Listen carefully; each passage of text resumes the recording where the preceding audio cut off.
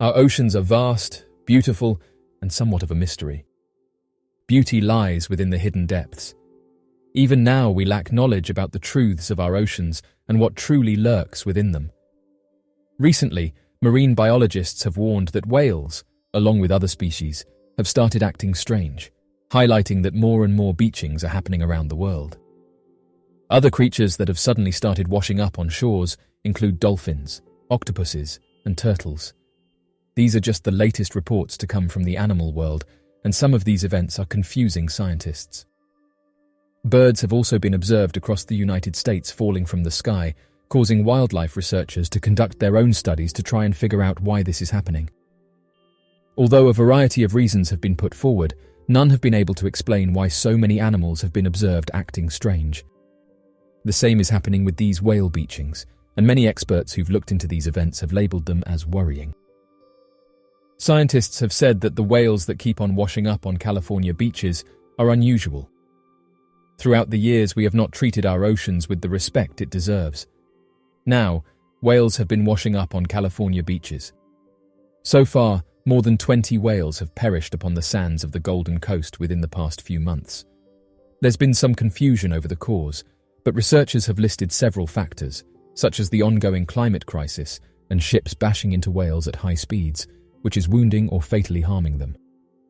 In the California Bay Area, a fin whale and a massive 47-foot pygmy sperm whale were found beached, and even earlier in 2022, 4 whales washed up on California beaches in less than 10 days. Overall, it's believed that just over a dozen whales have been discovered deceased on beaches in 2022 alone. According to the spokesman for the National Oceanic and Atmospheric Administration, Michael Milstein, the entire phenomenon is atypical and extremely concerning, yet 2022 was not even the worst year for whales. In 2019, the total number of whales found perished reached 34. In 2021, that number totaled 18. By comparison, this has been a calm year, and yet nonetheless worrying. Since 2019, investigations have been ongoing to determine a direct cause for this frighteningly high number. Evidently, our sea life is threatened. Fortunately, the overall population of whales is not yet endangered, but should things continue on this path, there is no telling what could happen to them in the near future. Only 6 years ago, biologists believed there to be 26,000 whales living in the Northern American oceans. By 2022, they believed that the population has fallen to less than 20,000. As of right now, this is still sustainable for a population, but it's rapidly falling. The Biden administration has been urged by oceanic scientists to discuss with the United States Navy reforms of sea life safety codes. Her Majesty's Australian ship was said to have wounded several whales which entered the San Diego Naval Base, causing them to lose their life. As such, biologists are pleading for the Navy to readjust its rulings when it comes to its treatment of sea creatures. The official statement by the National Marine Fisheries Services was the following: "These deceased whales are grisly proof of the Navy's dire ongoing threat to vulnerable marine mammals. We're asking the Biden administration to find a better balance of marine protection with military readiness." End quote. Hopefully, these majestic creatures will be rescued and treated with sufficient care in the future. After the Navy's reluctance to answer to these pleas, the Center for Biological Diversity gave the Navy a notice of their intent to sue if they do not act soon. Navy to re-examine effects of Pacific training exercises. Tied to previous happenings with deteriorating whale populations, the United States Navy has since agreed to re-examine its training practices and oceanic protocols. The United States Navy officially declared that it would look into the consequences of its current place training exercises regarding sea life. Specifically, the United States Navy is going to analyze its impacts on the populations of sea mammals. There are endangered species within regions of Hawaii and Southern California, which scientists are worried will soon become extinct if nothing is done, further saying that the Navy's harmful underwater training protocols remain unrestrained. This change was only implemented after the Center of Biological Diversity made their intent to sue them, with some critics believing that if they had not, the Navy would have continued hurting sea creatures without care for the environmental damage. The intent to sue occurred after the discovery that San Diego's military destroyer vessel took the lives of 2 fin whales, which were attached to its hull as the vessel dragged their carcasses across the waters back to port. This happened in May of 2022, and the fin whales were found to be that of a mother whale and her calf. The Navy claimed that those aboard the military destroyer were not aware of the whales they hit, as they were focused on military training, only discovering the whale bodies once the vessel docked. A coalition was formed between the National Fisheries Service and the Centre of Biological Diversity to tackle the rampant issue of fated whales, both deciding that the Navy has to respond to its actions for the sake and future of sea animals in the Pacific. Kristen Monsell, who is the legal director of the Centre of Biological Diversity, said the following: "We're glad to see the Navy re-examining the harms of its training exercises on these mighty but vulnerable creatures. These military activities can wreak havoc on whales, dolphins, and other marine mammals through explosions, sonar, and ship strikes. We hope this process leads to new mitigation measures, like slowing ships down in important whale habitats." End quote. Although they cannot be blamed for the causation of all fated whales in the Pacific, the Navy's vessel strikes are now a known factor, feeding deeper into the problem biologists are desperately trying to solve. Back in April, the Centre petitioned for the federal government to create a speeding limit for ships and boats passing through whale habitats with a maximum 10-knot speed limit on the waves to protect the whales from further danger. Federal records reveal that in the area of the West Coast, more than 26 ship strikes have taken the lives of whales, and this happened within just 4 years. In nature, whales live as long as humans, meaning that we are their primary cause of their demise. Studies published only in the past few months showcased that vessel strikes are twice as dangerous as we thought them to be and do immense amounts of damage to the creatures caught in their wake. It's theorized that the number of annual vessel strikes could be up to 20 times the recorded number, and this is due to the fact that whales which do not wash up onto beaches sink into the ocean, never to be seen on the surface again. Underwater explosions used by the Navy as military practice also damage sea life and put whales and other beings at risk. These explosions may not necessarily wound or take their life, but the aftermath can be horrific, with whales falling sick, becoming infertile or disturbing their breeding, ability to feed, or by messing with whale migration cycles. Zooplankton, a building block of all aquatic life, is vastly damaged by the sound of these explosions.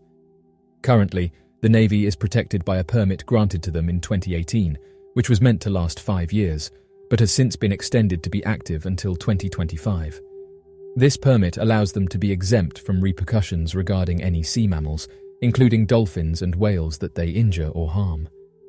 It states that there will be no repercussions as long as recorded cases of wounded sea life does not exceed 12.5 million. So far, the reported numbers have revealed more than 3,000 various marine mammals have been injured, 20 of which were humpback whales. There have been just under 10,000 cases of wounded or deceased blue whales. Mrs. Manning, a marine biologist from the United Kingdom, said that this is something that we are seeing more of, and that in general, sea life behavior has changed over the last 40 years, and that now we have documented proof of creatures such as whales and dolphins acting differently. She continued by saying that whales are bashing into ships at high speeds, which is in turn causing them damage, and that a large number of marine life seems to be deviating from their usual navigation.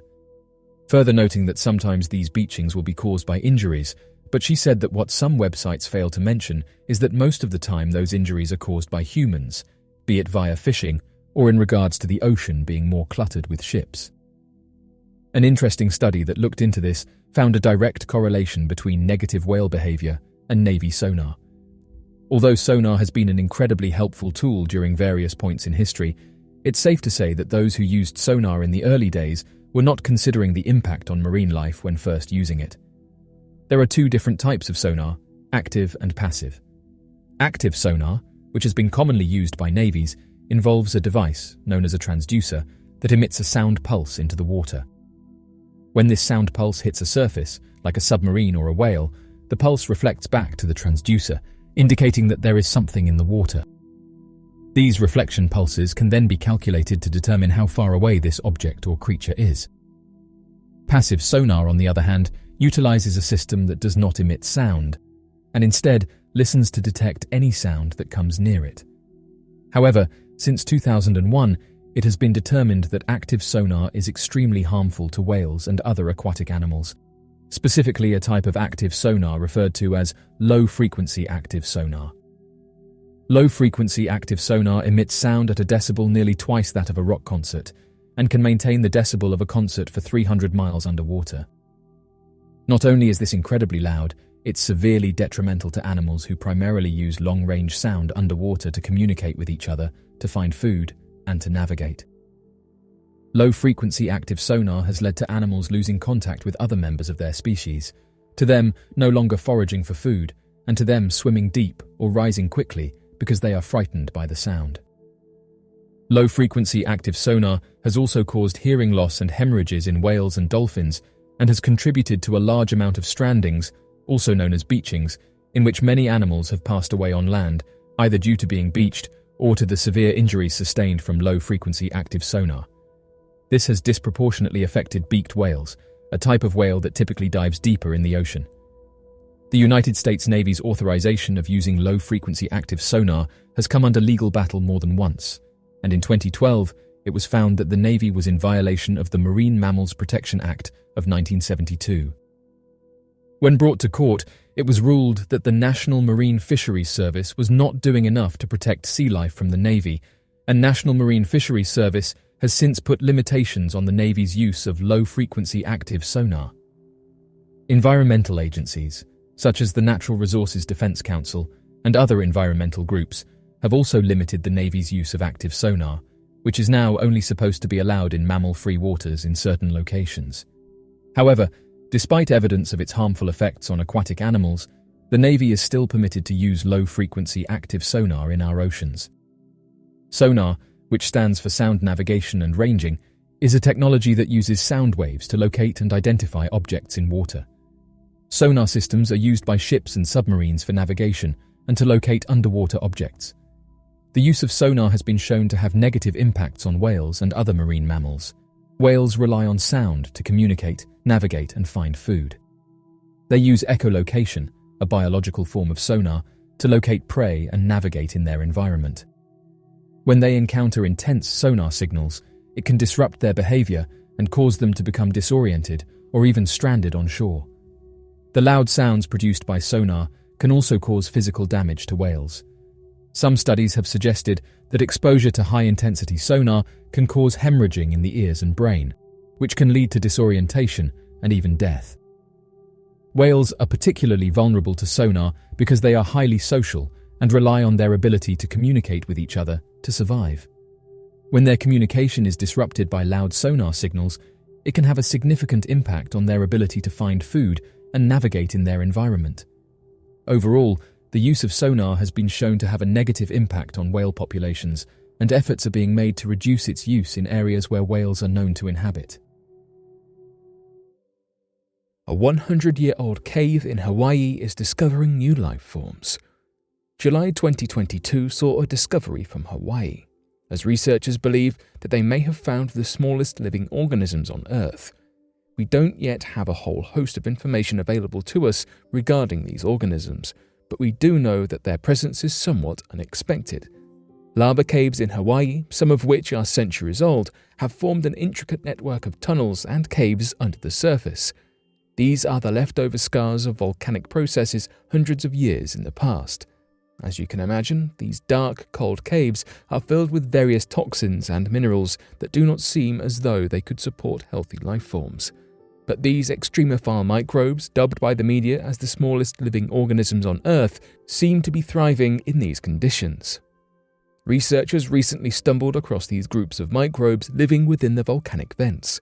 These are rather mysterious creatures, and there is a good chance that there are many more lying in wait, undiscovered, and waiting to be found.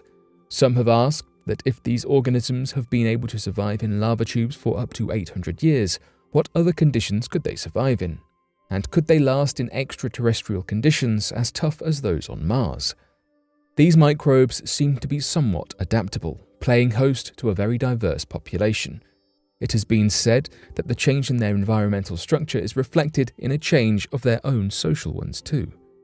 Active caves see a landscape in which the microbes can grow together, though in older caves, the microbes have been observed to cover volcanic basalt, and in the harshest conditions, they are not afraid to compete with one another, making different environments more habitable. This serves as a reminder to those in scientific fields that microbes must be studied alongside one another and their surroundings, looking at the impact of co-culture and not simply in a lab and in isolation. These organisms interact and take on roles dependent on what the scenario requires of them. This discovery is truly exciting, with an adaptable tiny species being found defying all odds given their environment. Mauna Loa, the world's biggest volcano, is waking up. Hawaii is no stranger to geologic and seismic commotion. The people who live on the islands are used to living beneath the shadow of beautiful volcanic peaks, even active ones. In fact, the Big Island is made up of 5 conjoined volcanoes that include the most active volcano in the world and the largest volcano in the world.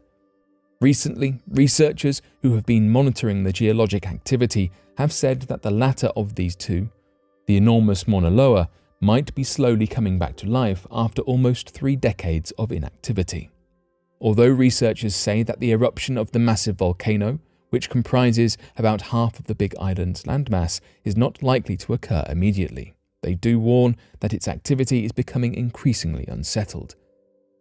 Of note, there were over 200 small earthquakes recorded by the Hawaii Volcano Observatory coming from beneath the volcano over the course of a week in 2021.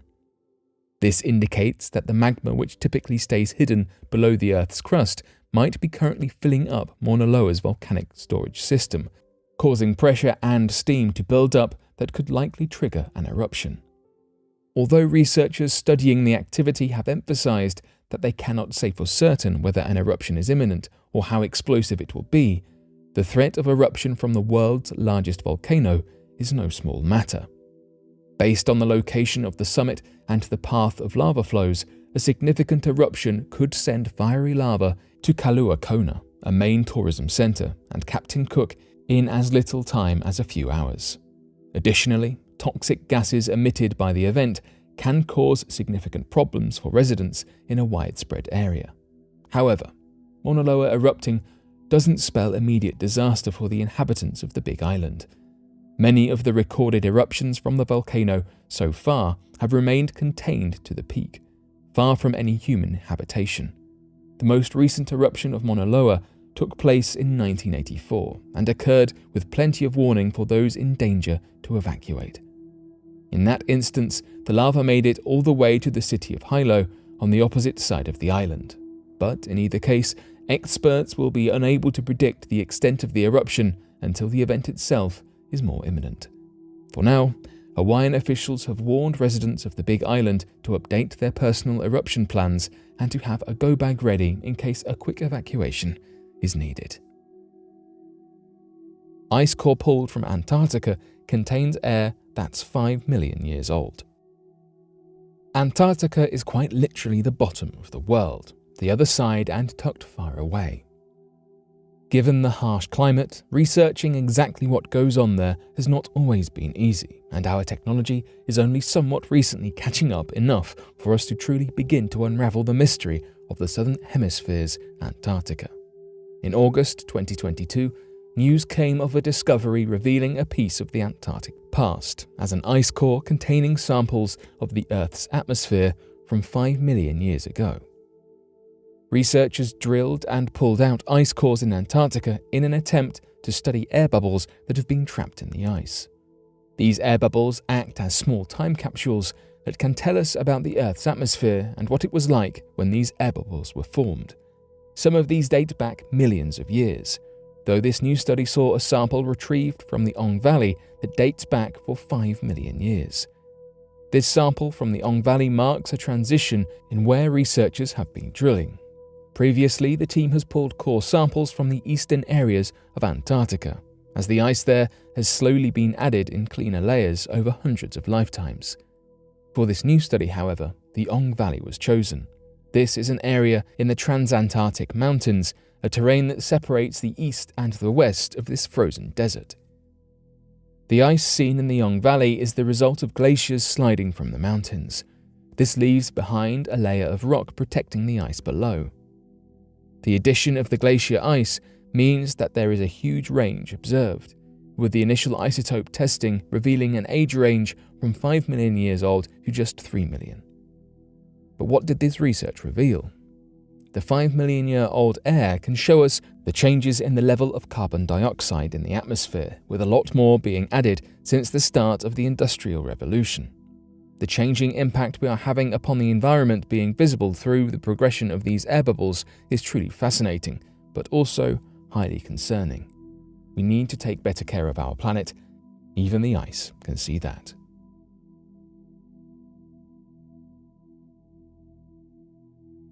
But what do you make of these recent discoveries? Be sure to let us know your thoughts in the comment section below and help us grow this community while working to solve these unexplained mysteries. Thank you for watching, and don't forget to subscribe for more videos.